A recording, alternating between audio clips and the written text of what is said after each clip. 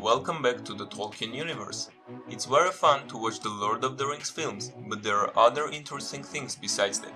Have you ever thought that in the Lord of the Rings trilogy, one of the hobbits could actually die? Today's video is about the most interesting things that happened during the filming of the Lord of the Rings trilogy. When the Lord of the Rings started out, it was originally going to be 2 movies. Later, concerned about the ballooning budget, producers tried to persuade Jackson to turn the movie into a single film.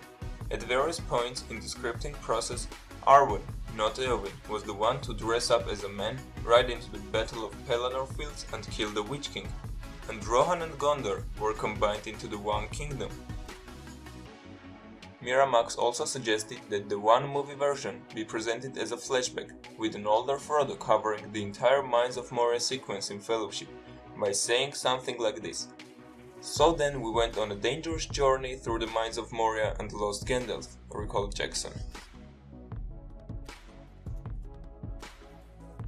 A variety of injuries beset the cast during production, but Viggo Mortensen had it particularly hard.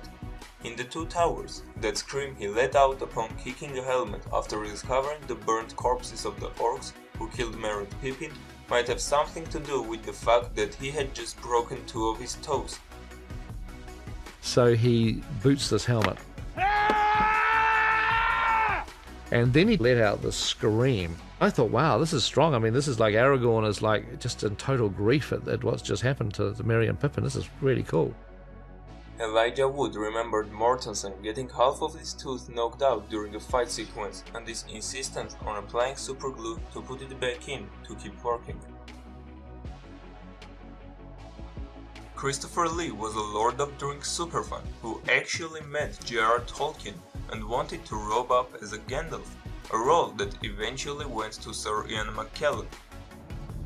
One of the great things about Christopher Lee is that he is a huge Tolkien fan. Probably one of the biggest Tolkien fans that I've ever met. He's read Lord of the Rings every year. He reads it once a year and has done so for decades. He actually met Professor Tolkien once. I never had to really talk to him about who and what Saruman was.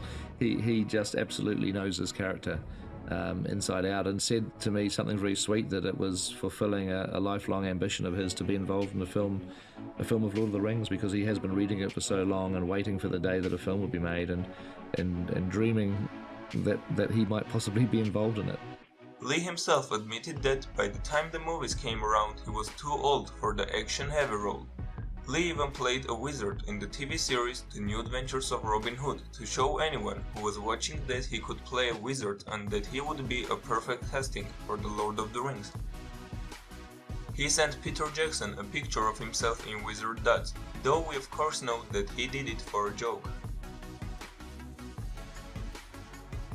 Early on in the development process, before it found its eventual home at New Line Cinema, the Lord of the Rings trilogy was being made at Miramax.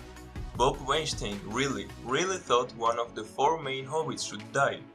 "Well, we can't have all of them surviving," he said. "We've got to kill a hobbit. I don't care which one, you can pick. I'm not telling you who it should be. You pick out who you want to kill, but we've really got to kill one of those hobbits."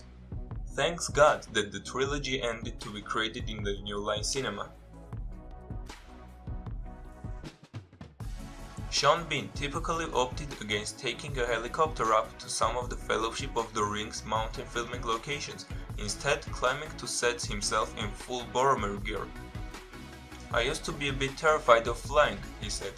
"I had to walk the whole way, really. I was 2 hours behind everybody else on top of this mountain because I just didn't want to get into any helicopters."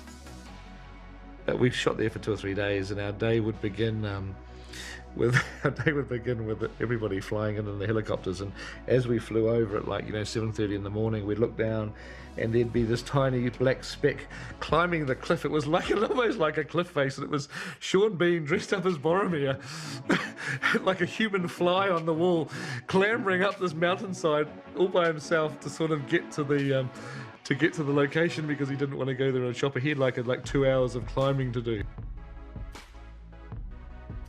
Sam's pony build in Fellowship's Midgewater Marshy scene was actually a Panther pony, due to the difficulty of working with a live enemy in a swamp. Not sure what a panto pony is? Well, that's a fancy way of saying Bill was a pony suit with one person in front half and one person in the back. It wasn't exactly easy to work with either. They had a terrible struggle to get the pony to walk through the marshes because the performers were completely blind.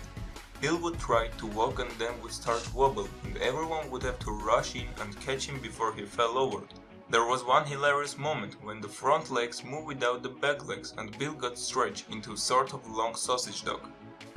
Bye-bye, Bill. And us. A good chunk of the riders of Rohan in The Two Towers and The Return of the King were actually women, outfitted with fake beards.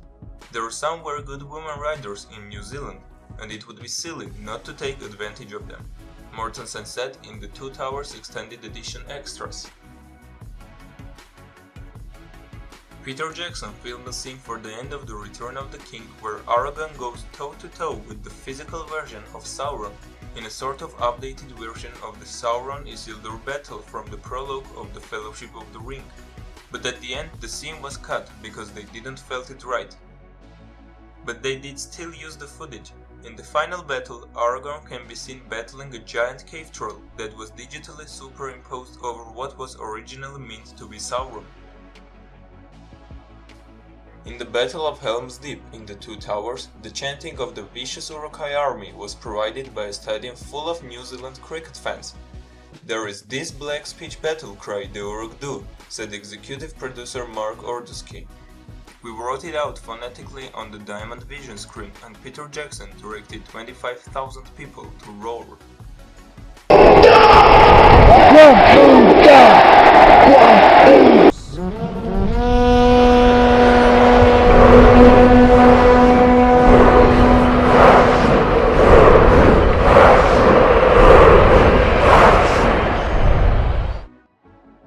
The final confrontation between Frodo and Gollum in The Return of the King was originally going to end with Frodo pushing Gollum off the ledge into Mount Doom.